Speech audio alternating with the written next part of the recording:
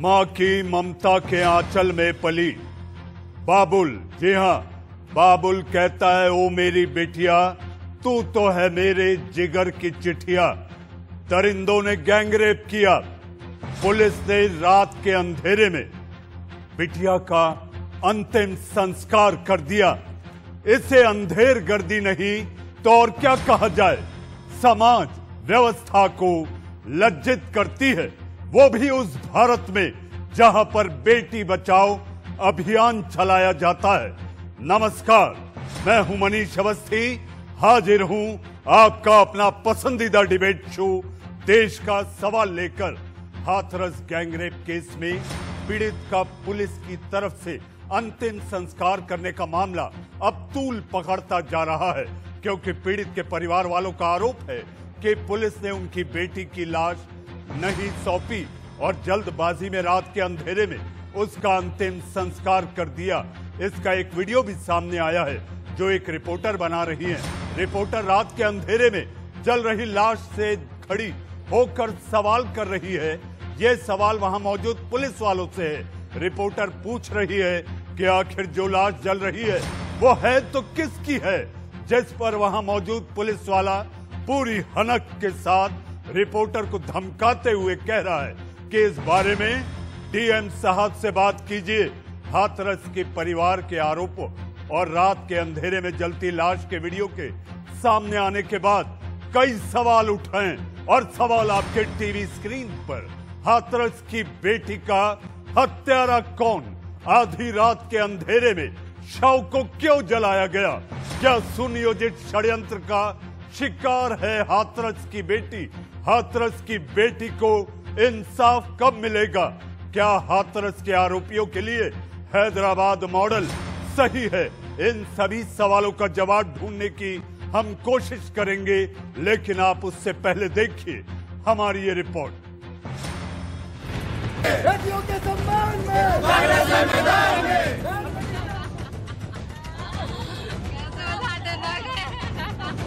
आधी रात में ये जो लाश जलाई जा रही है, ये हाथरस गैंगरेप पीड़िता की बताई जा रही है। ऐसा इसलिए क्योंकि गैंगरेप का शिकार हुई पीड़िता का परिवार दावा कर रहा है कि पुलिस ने उन्हें उनकी बेटी की लाश नहीं दी और उनको बिना जानकारी दिए उसका अंतिम संस्कार कर दिया। लेकिन पुलिस का बयान इस बारे में कुछ और ही कहता है। अंधेरे में ये जो चिता जल रही है, ये हाथरस गैंगरेप की उस पीड़िता की है जिस पर दरिंदगी की इंतहा की गई। इस वीडियो में चिता के आसपास पुलिस खड़ी है। एक रिपोर्टर जब यहाँ पहुंचकर जलती चिता के बारे में सवाल करती है तो देखिए किस तरह से वहाँ मौजूद पुलिस वाला जवाब देता है। तो बोले नहीं कौन, ये क्या चल रहा है, इतना बस बता दीजिए सर, बस इतना सब मुझे बता दीजिए। मैं क्राइम ब्रांच में हूँ, कुछ और चल रहा है। मुझे आई डोंट नो। नहीं अभी मैं बाहर से हूँ। नहीं अभी आपने मुझे बोला कि नहीं बॉडी नहीं है। क्या है सर, बॉडी है कि नहीं है? मेरी ड्यूटी यहाँ पर है आप लोगों को इस बताने के लिए कि आप लोग आगे ना बढ़े। बस यहाँ मैं पर आगे नहीं बढ़ रही हूँ, आप मुझे बता दीजिए क्या चल रहा है। आप इस बारे में डीएम साहब से पूछना आई है। डीएम साहब से आपकी बात हुई है? डीएम साहब से बात हुई है आपकी? डीएम साहब से बात हुई है आपकी? डीएम साहब से बात हुई है आपकी? डीएम साहब से बात हुई है आपकी? सर ये क्या चल रहा है? डीएम साहब से बात हुई है आपकी? कितनी डीएम साहब से बात हुई है आपकी? नहीं, बात नहीं सही है। सब लोग जो ड्यूटी है मैडम वही बोलूंगा मैं। मेरी भी ड्यूटी है। क्या चल रहा है? ड्यूटी आपकी बात डीएम साहब से हो चुकी है। डीएम साहब से बात हो चुकी है आपकी। डीएम साहब से बात हो चुकी है। कैसे सफर करे भैया, आज काम में इतनी हिम्मत है, मैं जोली में कोई बिक जा सके तो कोई माँ को लाल है। कुमार ने कहा कि अंतिम संस्कार परिवार की मर्जी से हुआ और स्थानीय प्रशासन ने अंतिम संस्कार का फैसला लिया। कल सुबह जो पीड़िता थी उसकी मृत्यु हो गई थी दिल्ली में और देर रात तक पोस्टमार्टम के बाद से जब बॉडी पहुंची तो परिवार वालों की सहमति से और उनकी उपस्थिति में ये अंत्येष्टि कराई गई और जिला प्रशासन के लोगों ने इस संबंध में अपने ऑफिशियल हैंडल से भी ट्वीट किया है। ये अवश्य है कि कुछ महिलाओं के द्वारा ये चीज़ें आरोप लगाए जा रहे हैं, लेकिन उसमें जो सत्यता यही है कि उनकी उपस्थिति में और उनकी सहमति से कराया गया था। शांति व्यवस्था के लिए वहाँ पुलिस विद्यमान थी। दूसरा चीज़ की डेड बॉडी भी खराब हो रही थी, इसलिए घर के जो लोग थे उन लोगों ने सहमति जताई थी कि रात में ही कर दिया जाना उचित होगा। पुलिस पर लग रहे गंभीर आरोपों के बीच खबर आई कि हाथरस मामले को लेकर पीएम मोदी ने यूपी के सीएम योगी आदित्यनाथ से बात की और पीएम मोदी ने इस मामले में दोषियों के खिलाफ सख्त कार्रवाई करने की बात कही। खुद सीएम योगी ने ट्वीट कर इस मामले की जानकारी दी। सीएम योगी ने ट्वीट कर लिखा, आदरणीय प्रधानमंत्री नरेंद्र मोदी जी ने हाथरस की घटना पर वार्ता की है और कहा है कि दोषियों के विरुद्ध कठोरतम कार्रवाई की जाए। हाथरस में हुई वारदात पर कई दिनों बाद सीएम योगी की चुप्पी टूटी तो विपक्ष ने उनकी चुप्पी को लेकर सवाल दाग दिए। प्रियंका गांधी ने पूछा, 14 दिन बीत गए, सीएम 14 दिनों से कहां थे? दलितों की राजनीति करने वाली बीएसपी प्रमुख मायावती ने भी राज्य की बीजेपी सरकार पर हमला किया। हादसा 14 तारीख को हुआ, आज 30 तारीख है। आज पहली बार मुख्यमंत्री जी ने इस हादसे पर बयान दिया है। इतनी हैवानियत हुई इस लड़की के साथ, इतना बड़ा हादसा हुआ और 15 दिन बाद इनका बयान आया है। और बयान में क्या कहते हैं कि प्रधानमंत्री जी का फोन आया और मैंने एसआईटी को बनाया है। परसों रात को इन्हें दिल्ली लाया गया है। उसके परिवार के साथ कैसा व्यवहार किया कि अपनी बेटी की लाश आखिरी बार अपने घर नहीं ले जा पाए, उसकी चिता उसके पिता जला नहीं पाए, उनको एक कमरे में बंद किया। इस तरह का व्यवहार अमानवीयता का सबसे बड़ा उदाहरण है। आपकी सरकार कितनी अमानवीय है। हाथरस में हुई घटना एक सवाल है। सवाल यूपी के उस पुलिसिया सिस्टम पर जो हाथरस की निर्भया की सिस्कियों के साथ सवालों के घेरे में आया। सवाल है यूपी पुलिस के काम करने के तरीके पर जिसकी गाड़ी गैंगस्टर को लाते हुए पलट जाती है। सवाल है उस सिस्टम पर जिसको चलाने वाले बड़े बड़े दावे और वादे करते हैं। साथ ही सवाल है उस समाज पर जहां एक लड़की को दलित होने की सजा अपनी जान देकर गंवानी पड़ती है। Bureau report, India news. तो आपने हमारी रिपोर्ट में देखा कि ये उत्तम प्रदेश का हाल है जहां पर राम राज्य की कल्पना की जा रही है। हाथरस में पीड़ित के परिवार वालों ने आरोप लगाया है कि पुलिस ने उनकी बेटी का अंतिम संस्कार रात के अंधेरे में किया और पीड़ित की लाश उन्हें नहीं दी। लेकिन इस मामले में अब हाथरस प्रशासन की ओर से एक वीडियो जारी किया गया है। इस वीडियो में कुछ लोग दिख रहे हैं जो कि चिता में लकड़ी डाल रहे हैं और हाथ भी जोड़ रहे हैं। इस वीडियो के जरिए प्रशासन ने यह दावा किया है कि वीडियो में दिख रहे ये लोग पीड़ित के परिजन हैं जो कि उस वक्त वहां पर मौजूद थे। हाथरस की ये दिल दहला देने वाली तस्वीर, रात के अंधेरे में पुलिस की अंधेरगर्दी। प्रेम प्रकाश मीणा हैं जो जॉइंट मजिस्ट्रेट हैं हाथरस के, ये यहाँ पर मौजूद थे। इनसे बातचीत करते हैं कि इनका पक्ष क्या है, प्रशासन का पक्ष क्या है। सर, सबसे पहला आरोप आप पर यही लग रहा है कि आधी रात को अंतिम संस्कार क्यों किया गया? जब परिवार वाले नहीं चाहते थे कि अंतिम संस्कार इस वक्त किया जाए, तब जबरन क्यों किया गया? क्या जबरदस्ती किया गया था?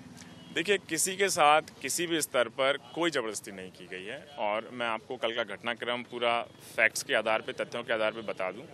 करीब 11:15 बजे के आसपास डेड बॉडी गांव में पहुंची और हम लोग भी ड्यूटी में उस वक्त तैनात थे। और उनके परिवार और उनके भाई लगातार दिल्ली से डेड बॉडी के साथ बने हुए थे, वो उनके साथ आ रहे थे। और उनके पिताजी का ही यह मंतव्य था कि क्योंकि 12 घंटे से ज़्यादा हो गया पोस्टमार्टम को हुए, तो सीधा उनका अंतिम संस्कार किया जाए। और उसी क्रम में कॉन्वॉय को उनके साथ, उनकी गाड़ी को और पीछे एम्बुलेंस में उनकी डेड बॉडी को, पूरे कॉन्वॉय को क्रिमेशन ग्राउंड की तरफ डाइवर्ट किया गया। और आधे रास्ते में यह बात निकल के आई, कुछ परिवारजनों द्वारा यह बात उठाई गई कि हम चाहते हैं क्रिमेशन से पहले आप कुछ देर 20 मिनट या आधा घंटा आप हमारे घर पे डेड बॉडी को रखे रहने दें, ताकि जो दर्शन करना चाहे दर्शन कर सकता है और जो भी नियमानुसार जो भी क्रियाकलाप रहे हों या किए जाते रहे हों सामाजिक तौर पर, वो हम कर सकें।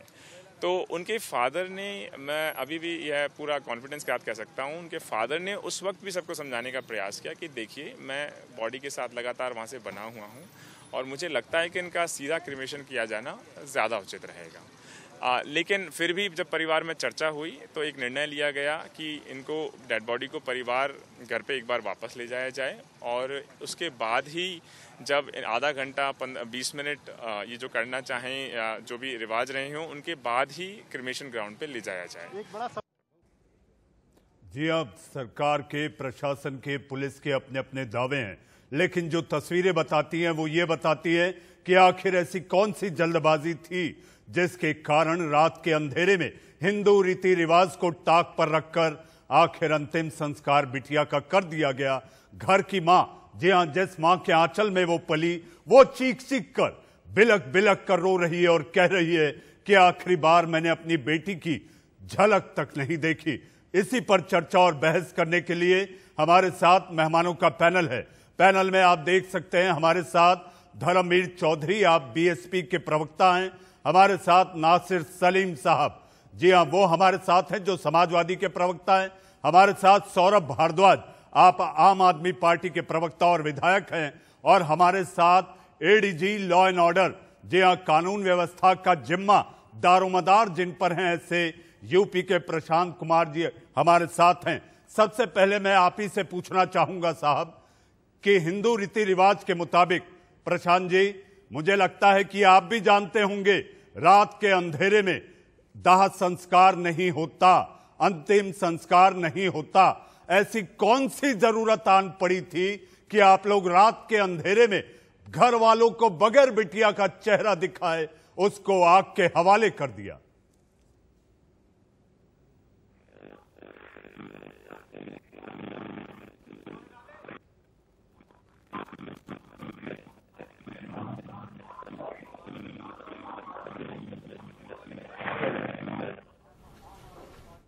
जी हाँ, हमारे साथ बीजेपी की प्रवक्ता अनिला सिंह भी जुड़ चुकी है। हमारे साथ अनिला सिंह जी जुड़ चुकी हैं। एडीजी लॉ एंड ऑर्डर से तकनीकी खामी के कारण बातचीत नहीं हो पा रही। अनिला जी, मेरा सवाल आपसे, प्रशांत जी, आपको मेरी आवाज आ रही है? अनिला जी, मेरा सवाल आपसे है। अनिला जी अगर फ्रेम में आए तो मैं उनसे सवाल कर सकूं। अनिला जी, मेरा सवाल आपसे है कि आखिर ऐसी कौन सी जरूरत देर रात के अंधेरे में, कौन से हिंदू रीति रिवाज, कौन से संस्कार, कौन से कर्मकांड ये कहते हैं कि रात के अंधेरे में घर के लोगों को, मां के आंचल में जो पली उस मां को बिटिया का चेहरा न दिखाया जाए और आग के हवाले अंतिम संस्कार कर दिया जाए?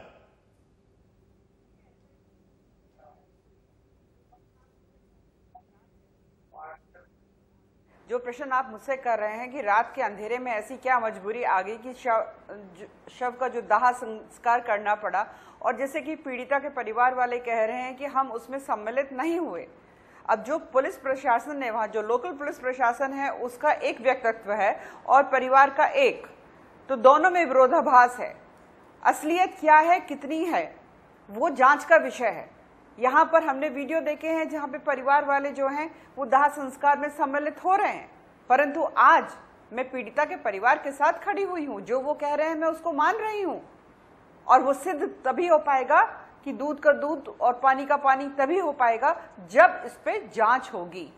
पुलिस वालों से बात की गई है तो पुलिस वाले कह रहे हैं नहीं, जो कुछ भी हुआ वो सब परिवार की मर्जी से हुआ। परिवार कहता है कि नहीं, हमारी मर्जी से नहीं हुआ, तो ये विरोधाभास है। इसीलिए जांच बैठाई गई है जिससे कि पता चल सके कि असलियत क्या है। आज वो बच्ची हमारे बीच में नहीं है, जो उसके साथ हुआ बिल्कुल नहीं होना चाहिए था। जितने कानून हैं सबको आप ताक पे रख देते हो और आपकी हिम्मत इतनी हो जाती है कि दिन दहाड़े आप बच्ची को खींच लेते हो, उसके साथ दुराचार करते हो, मारते हो, पीटते हो, गर्दन तोड़ देते हो, हाथ पैर तोड़ देते हो। इसका मतलब लगता है कानून का कोई भय नहीं है। और कानून का भय क्यों नहीं है? केवल ऐसा नहीं है कि पुलिस का भय नहीं है, ये आप आइसोलेशन में नहीं इसको देख सकते हैं। हर चीज जिम्मेवार है इसके लिए। कहीं ना कहीं समाज भी जिम्मेवार है, लोकल प्रशासन भी जिम्मेवार है, जुडिशियल सिस्टम भी जिम्मेवार है। क्यों नहीं यहाँ पर जल्द से जल्द जो फास्ट ट्रैक कोर्ट्स भी होते हैं वहां पर भी आप देखिए टाइम फ्रेम में नहीं डिस्पोजल होता है केसेस का, लटकते रहते हैं साल दर साल। कभी हम पूछते हैं जज साहब से कि जज साहब क्यों नहीं आप मुकदमे का फैसला कर रहे हैं? दुख होता है, गुस्सा मुझे भी आता है। परंतु अगर आज ये कहा जाए कि माफ कीजिएगा कि योगी आदित्यनाथ जी इसके जिम्मेवार है, तो माफी चाहूंगी, मैं इससे सहमत नहीं हूं। ये वो मुख्यमंत्री हैं जिन्होंने पूरी तरीके से स्वतंत्रता दी है पुलिस वालों को कि आपका कर्तव्य है, आपकी जिम्मेवारी है कि इस राज्य में लॉ एंड ऑर्डर की सिचुएशन कंट्रोल रहे। अनिला जी हमारे साथ और भी मेहमान है, बरखा सिंह शुक्ला जी, आप फॉर्मर वुमेन्स कमीशन की आप अध्यक्ष हैं। हमारे साथ उमेश श्रीवास्तव जी, आप पूर्व डीआईजी हैं यूपी पुलिस, और हमारे साथ नासिर सलीम साहब, आप प्रवक्ता समाजवादी पार्टी हैं। लेकिन अनिला जी, मेरा सवाल आपसे, इससे पहले कि मैं बाकी मेहमानों की तरफ जाऊं, सौरभ जी आ रहा हूं, एक सवाल मैं अनिला जी से ले रहा हूं। अनिला जी, मेरा सवाल आपसे, आपने कहा कि जांच होगी, लेकिन आज जब प्रधानमंत्री मुख्यमंत्री योगी आदित्यनाथ से बात करते हैं तब ये कहते हैं कि हाँ एसआईटी का गठन हो गया, तब ये कहा जाता है कि एक डीआईजी स्तर के अधिकारी के तहत ये जांच होगी। जब मामला इतना गंभीर, इतना संवेदनशील, क्या हर बात के लिए आंदोलन जरूरी होता है, या बेटी बचाओ अभियान को लेकर जो देश में डंका पीटा जाता है उसके तहत हर बेटी को न्याय मिलना चाहिए? अगर ये इतनी दरिंदगी हुई, जीभ काट दी गई, गले की हड्डियां तोड़ दी गई, रीढ़ की हड्डी तोड़ दी गई, तो आपको नहीं लगता कि ये समाज के साथ साथ पुलिस के सिस्टम की रीढ़ टूटी हुई है? जिस प्रदेश में, उत्तम प्रदेश में पुलिस सुरक्षित नहीं, वहां नागरिक कैसे सुरक्षित होंगे?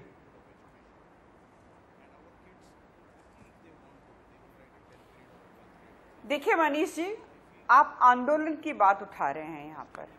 ठीक है, बिल्कुल आंदोलन होने चाहिए। जब तक आंदोलन नहीं होंगे तो कैसे पता चलेगा कि किस प्रकार से यहाँ पर केवल हमारे ही समाज में नहीं, मैं तो पूरे विश्व की बात करती हूँ कि महिलाओं को किस प्रकार से एक सेकेंडरी दर्जा दिया जाता है। आवाज उठनी चाहिए, आंदोलन होने चाहिए। सरकारें किसी की भी हो, सरकारें आती जाती रहती हैं, परंतु अगर मैं जेंडर इक्वालिटी की बात करती हूँ उसमें अभी बहुत काम करना बाकी रहता है।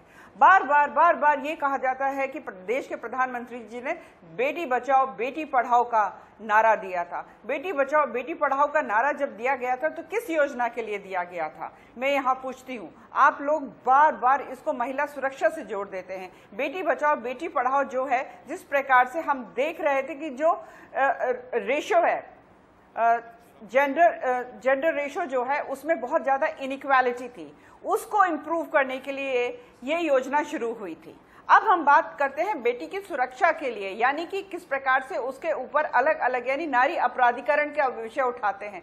सख्त से सख्त कानून है इस वक्त, बेहद सख्त कानून है, पर फिर भी अगर अपराधी के मन में खौफ नहीं है तो क्या आप कहते हो कि केवल और केवल पुलिस प्रशासन इसके लिए जिम्मेवार है? लेकिन अगर एफआईआर, अनिला जी, एफआईआर दर्ज होने में 8 दिन लग जाते हैं, और भी सवाल है अनिला जी, आप खुद एक नारी हैं, नारी शक्ति का भी स्वरूप होता है। आप खुद एक माँ हैं और माँ के आंचल को आप समझती हैं कि जिस गोद में जब आप बच्चे को लेकर आप बड़ा करते हैं, पाल पोस कर बड़ा करते हैं, वो दर्द क्या होता है मैं समझ सकता हूं। मेरे साथ सौरभ भारद्वाज, आम आदमी पार्टी के विधायक, और उसके साथ साथ आप प्रवक्ता हैं। सौरभ, जांच होगी, जांच जारी है। 108 दिन हुए, एक अभिनेता की मौत हुई, उसको लेकर जांच अभी जारी है।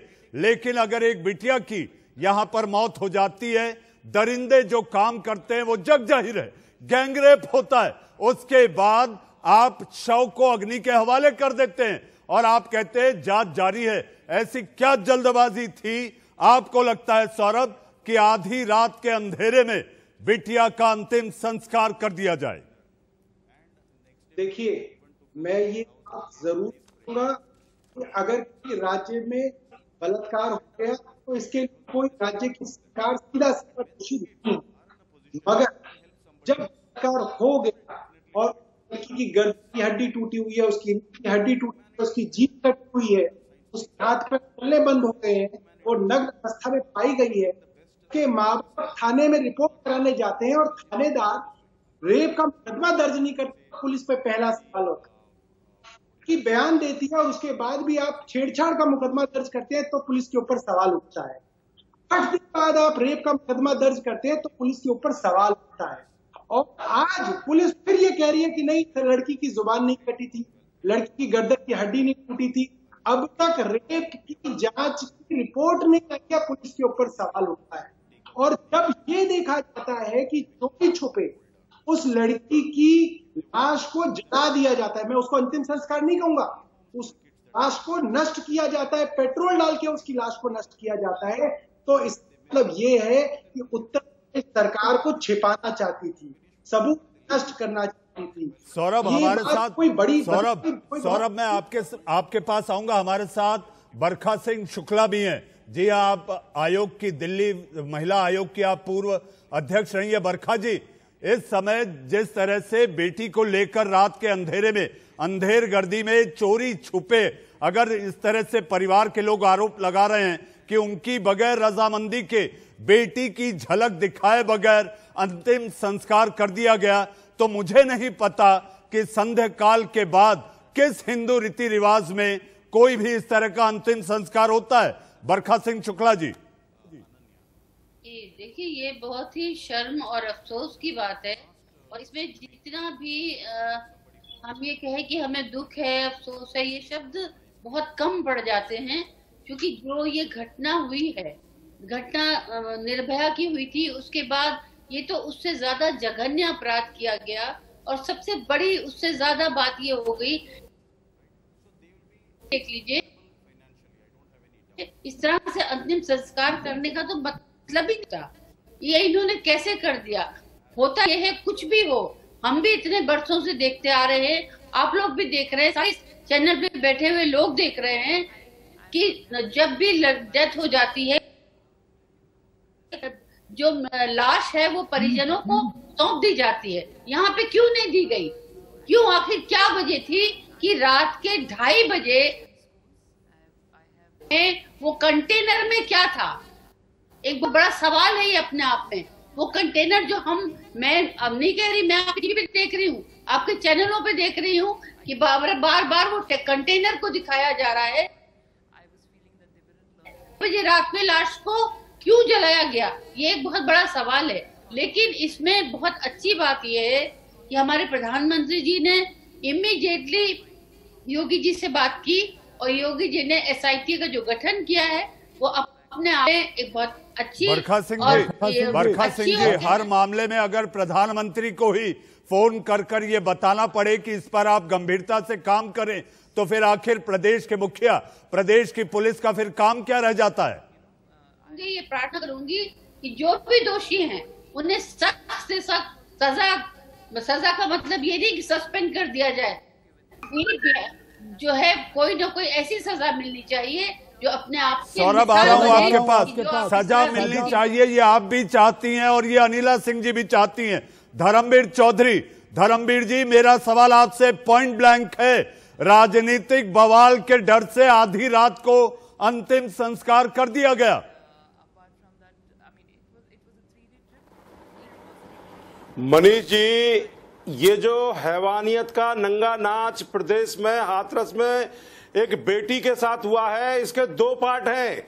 एक पार्ट में वो दरिंदे बेटी के साथ बलात्कार करते हैं, उसकी रीढ़ की हड्डी तोड़ते हैं, जीभ को काटते हैं, और दूसरा हैवानियत का नंगा नाच सरकार के अधिकारी और सरकार में बैठे हुए पंचम तल पे बैठे हुए योगी आदित्यनाथ के अफसर और जिला प्रशासन के अफसर उस बेटी के साथ हैवानियत का नंगा नाच करते हैं, संवेदनहीनता का नंगा नाच करते हैं। क्यों 8 दिन तक ये सरकार अपने कृत्यों को छुपाती रही और अपराधियों को बचाती रही? एक IG स्तर के अधिकारी ने कहा कि बलात्कार ही नहीं हुआ, 8 दिन तक उस बेटी के बयान दर्ज नहीं हुए। क्यों उस बेटी को अपलिफ्ट करा करके दिल्ली में ट्रांसफर नहीं किया गया? ये योगी आदित्यनाथ जी की सरकार आज अपने काले कारनामों से ये प्रदेश की जनता को भयमुक्त समाज की बेटी बचाओ बेटी पढ़ाओ का नारा देने वाली सरकार खुद सवालों के घेरे में कटघरे में खड़ी हो गई है। मनीष जी, आज 20,000 से ज्यादा 3 साल में रेप के मुकदमे उत्तर प्रदेश में पंजीकृत हुए हैं। मैं आपको डाटा बता सकता हूं, 2019 में 3065, 2017 में 4246 मुकदमे और 2018 में 5000 से ज्यादा मुकदमे।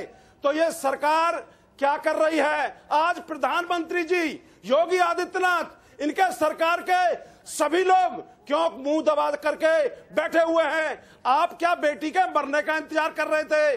क्या बेटी के साथ में जो दरिंदगी हुई है पुलिस के द्वारा, वो योगी आदित्यनाथ जी को चाहिए कि दोषी अधिकारियों के खिलाफ सख्त कार्रवाई करके। धर्मवीर जी, मैं आपके पास आता हूं, आपके पास आता हूं। धर्मवीर जी, हम सब चिंतित हैं, समाज में इस तरह से बेटियों के साथ जो हो रहा है इसको लेकर आप भी चिंतित हैं, हम भी, और समाज का हर वर्ग भी। हमारे साथ नासिर सलीम साहब हैं। नासिर साहब, बेटी की झलक नहीं देख पाया परिवार, लेकिन सरकार ने एक वीडियो जारी कर दिया है। अगर आपने हमारी ये रिपोर्ट देखी होगी जो पहले हमने बहस के दिखाई उसमें एक पुलिस अधिकारी पूरी हनक के साथ कहता है जाओ और डीएम साहब से पूछ कर आओ कि आप कवरेज कर सकते हो या नहीं। आपको रोकने के लिए मुझे ड्यूटी पर तैनात किया गया है। नासिर सलीम। देखिए मनीष जी, बहुत बहुत आज उदासी से मैं ये कह सकता हूं और कहना चाहूँ, एक तो समाजवादी की पार्टी की तरफ से और खुद एक पर्सनल तरफ से कि जिस हालात से उत्तर प्रदेश गुजर रहा है, खास करके यूपी लॉ एंड ऑर्डर की सिचुएशन में, मतलब इसमें कोई स्पष्ट करना या जिक्र करना भी मैं समझता हूं अब ठीक नहीं रहा। इतनी खराब। सौरभ, मैं आ रहा हूं आपके पास। सौरभ, इनका जवाब हो जाए उसके बाद आ रहा हूं। मगर मेरे 3-4 सवाल हैं जो इसका जवाब दे पाना चाहूंगा आपके चैनल के माध्यम के थ्रू। सबसे पहला सवाल यह है मेरा कि 7 दिन तक पुलिस छेड़छाड़ का मामला बताती रही है। वही सिलसिला कल निकल के आया कि वो लड़की ने दम तोड़ दिया अपना। उसके बाद आगरा पुलिस ने अपने ऑफिशियल। नासिर जी, आप तक आवाज नहीं पहुंच पा रही। अब वक्त हो चला है सुर्खियों का। सौरभ, मैं सुर्खियों के बाद आपके पास आऊंगा और जानना चाहूंगा कि आखिर यूपी सरकार और यूपी सरकार के साथ पुलिस कहां थी? पुलिस जब बिटिया गुहार लगा रही थी, कहां थी पुलिस जब बिटिया के परिवार वाले जाकर कह रहे थे कि एफआईआर दर्ज करिए, ये वो दरिंदे हैं जिन्होंने बेटी के साथ दुष्कर्म ही नहीं किया। इससे पहले कि हम अपनी बहस की ओर आगे बढ़े, इस वक्त आ रही एक बड़ी खबर। पीड़िता के परिजनों से उत्तर प्रदेश के मुख्यमंत्री आदित्यनाथ ने की है बात। पीड़िता के परिजनों को हर संभव मदद का दिया भरोसा। पीड़िता के परिजनों को 25 लाख के मदद का ऐलान। परिवार के एक सदस्य को मिलेगी सरकारी नौकरी। इस वक्त की बड़ी खबर। इस वक्त की बड़ी खबर, मुख्यमंत्री योगी आदित्यनाथ ने पीड़िता के परिवार वालों से की है बात। वीडियो कॉन्फ्रेंसिंग के जरिए की हुई बात। और इसके साथ साथ एक परिवार के सदस्य को मिलेगी सरकारी नौकरी और 25 लाख के मुआवजे का ऐलान।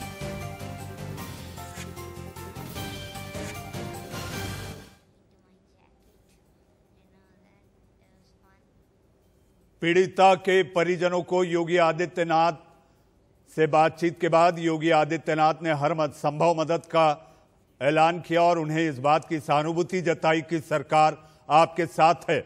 अनिला जी, 25 लाख रुपए, एक सरकारी नौकरी, आगे क्या?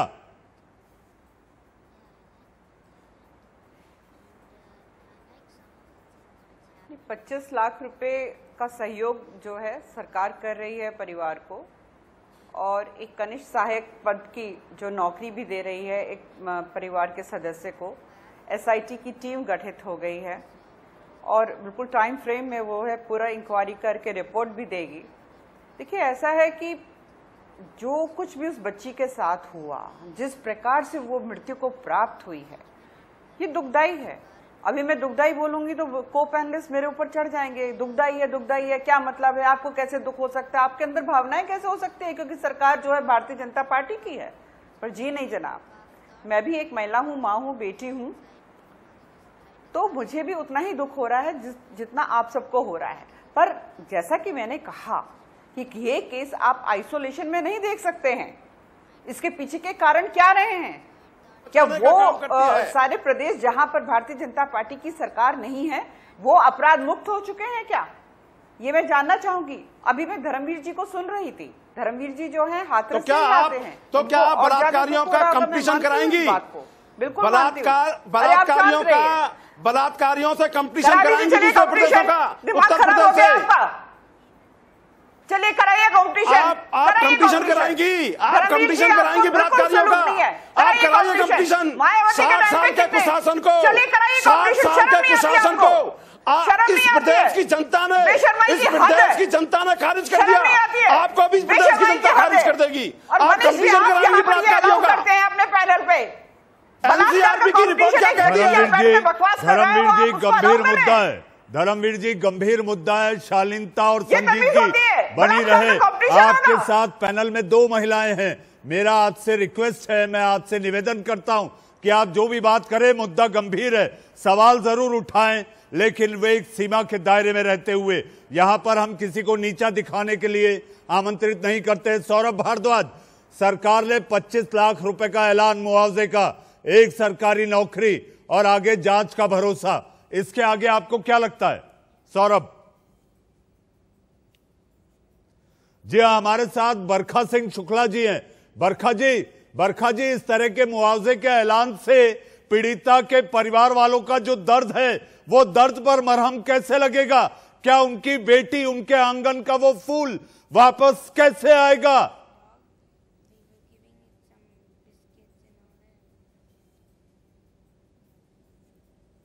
नासिर सलीम साहब, अगर आप मुझे सुन पा रहे हैं। अनिला जी, मेरा सवाल आपसे, बचते बचाते चोरी छिपे आधी रात को ये अंतिम संस्कार करना, कम से कम उस बिटिया की गरिमा, उसको आखिरी वक्त तो सम्मान दे देते। उसकी मां आज दिन में बिलक बिलक कर रो रही थी, छाती पीट पीट कर रो रही थी कि मैं अपनी बेटी को नहीं देख पाई। कम से कम मैं उसको विदा तो ऐसे करती कि वो मेरी देहरी से जो रीति रिवाज हैं, जो संस्कार हैं, उसके बाद मैं उसे विदा करती। वो हक तक छीन लिया गया। अनिला जी, देखिए मनीष जी, सबसे पहली बात तो ये समझ लीजिए, मैं यहाँ पे भारतीय जनता पार्टी जो कि एक राजनीतिक दल है उसकी प्रवक्ता बनकर बैठी हुई हूँ। मैं सरकार की या किसी पुलिस महकमे की प्रवक्ता नहीं हूँ। जो प्रश्न आप उठा रहे हैं वो मेरे मन में भी है, क्योंकि पुलिस महकमा जो हाथरस का जो लोकल एडमिनिस्ट्रेशन है, पुलिस एडमिनिस्ट्रेशन है, वो एक व्यक्तित्व दे रहा है, परिवार दूसरी बात कह रहा है। दोनों में बहुत बड़ा विरोधाभास है। मैं पीड़िता के परिवार के साथ खड़ी हुई हूं और मैं ये मानती हूं कि जो बीजेपी का लॉ एंड ऑर्डर नहीं है, तो इसलिए जांच होनी आवश्यकता है। अगर ये आवश्यक जब तक नहीं पता चल पाएगा जांच के बगैर दोषियों के खिलाफ कब कार्रवाई होगी? इतना सत्य बोल रहा है, दोषियों के खिलाफ सीधी सी बात है, ये अधिकार हमें एसआईटी की टीम को देना चाहिए। यहाँ धर्मवीर जी, उनको अपनी बात रख लेने दीजिए। सरकार मनीष जी, आप मुझे मत बुलाया करिए, सरकार का पक्ष रख रही है, उनको अपनी मुझे बात मत बुलाया करिए। अगर धर्मवीर चौधरी को अगर आप बुलाते हैं डिबेट पे, मुझे अपनी बात आप पूरी करें तो मैं उमेश जी के पास जाऊं। उमेश श्रीवास्तव पूर्व डीआईजी अभी बाकी है, बरखा सिंह शुक्ला जी से भी बात कर लिए। धर्मवीर जी, वो सरकार का पक्ष रख रही है, वो सरकार का पक्ष रख रही है और देश सुनना चाहता है कि आखिर यूपी सरकार का पक्ष क्या है। वो सरकार की प्रवक्ता है, बीजेपी की प्रवक्ता है, उनको पक्ष रखने दीजिए। अनिला जी, आप अपनी बात पूरी करें, फिर मैं बरखा सिंह के पास जाऊं। अपराध हुआ है, उस पर यह कपड़ा डालने का प्रयास कर रही हैं, यह सरकार को बचाने का प्रयास कर रही हैं, यह लीपापोती कर रही हैं। धर्मवीर जी, उनको बात रखने दीजिए। हीनता है इनके अंदर। धर्मवीर जी, उनको बात रखने दीजिए, मुझे और भी मेहमानों के पास जाना है।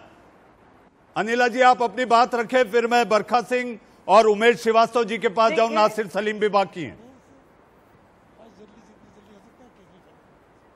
ये धर्मवीर चौधरी उस पार्टी से आते हैं जिसकी मुखिया जो है मंच पर चढ़ चढ़कर चिल्ला कर ये बोलती हैं कि मैं दलित की बेटी हूं, मैं दलित की बेटी हूं। 15 दिन ये दलित की बेटी कहां छुपकर बैठी हुई थी?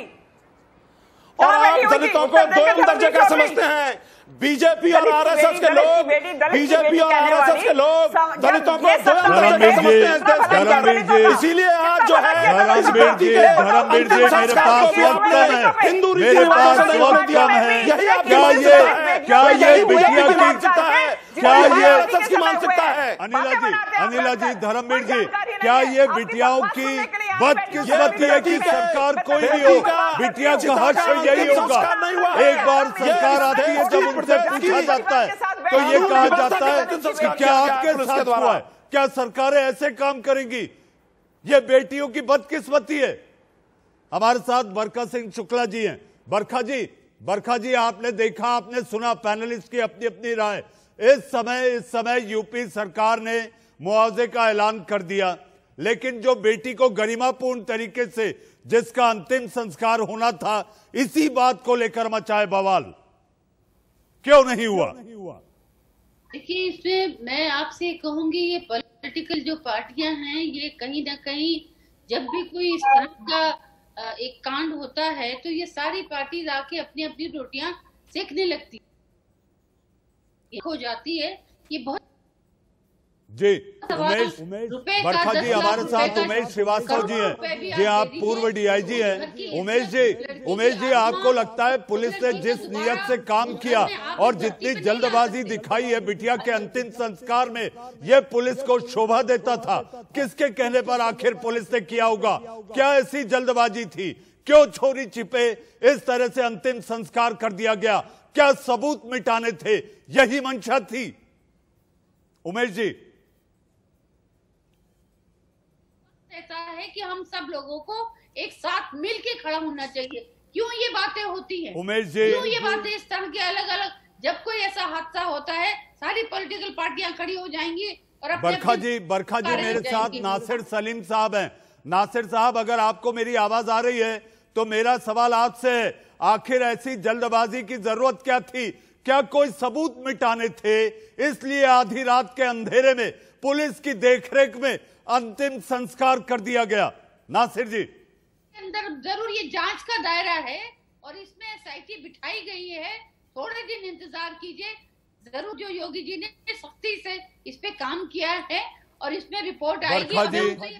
बरखा जी, अनिला जी, धर्मवीर चौधरी, उमेश श्रीवास्तव और नासिर सलीम साहब, हम इतना ही कहना चाहेंगे, जब 2017 में योगी सरकार आई थी तो मार्च के महीने में योगी जी ने ऐलान किया था, जी हां, राजनीतिक संरक्षण में पल रहे गुंडे दरिंदे यूपी छोड़कर चले जाएं वरना उनकी जगह जेल होगी।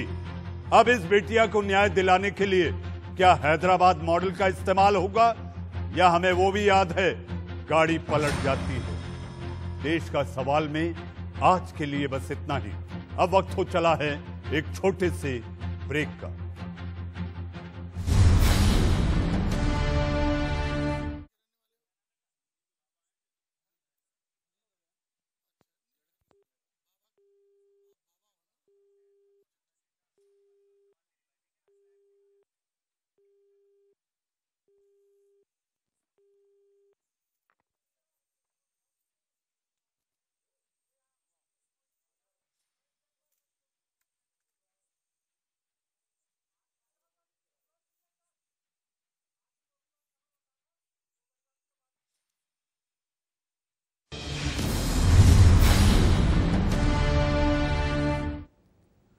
इससे पहले कि हम आगे बढ़ें, इस वक्त आ रही एक बड़ी खबर पीड़िता के परिजनों से।